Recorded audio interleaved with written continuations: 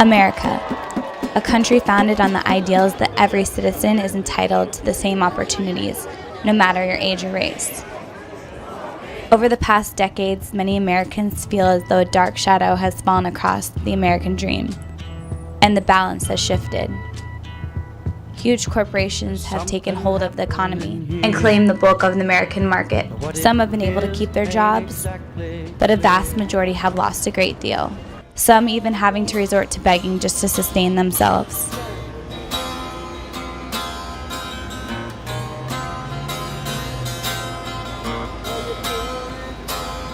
Many felt stuck, free-falling with no choice. The CEOs are responsible for most of the policies that are being implemented by the state that completely relegate the conditions and the lives of workers to complete misery. And it's such human beings that are responsible for those policies that are being formulated and directly imposed upon working people.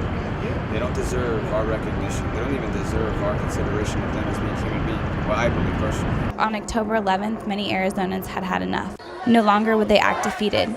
They decided to revolt.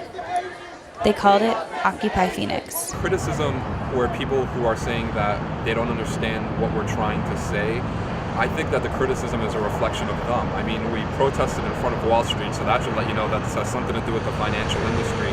And they're so used to separating us, they're so used to left versus right that they don't understand the concept of working together. They don't understand the concept of transcending Democrat versus Republican politics. So, you know, if they can't comprehend it, then maybe they need to start thinking outside the box. The protesters gathered to march the streets of downtown and storm the fronts of banks and corporate buildings. It was the next day, October 12th, where thousands of Arizonans assembled on the corner of First Ave in Washington and infiltrated Cesar Chavez Plaza.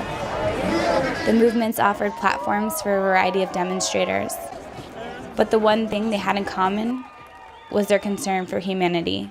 Some held free markets, others offered water, and some were an instrument of unity. Police stood guard.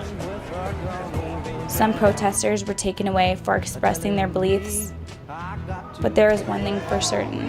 These people wanted to make a claim for peace and reinstate the American dream.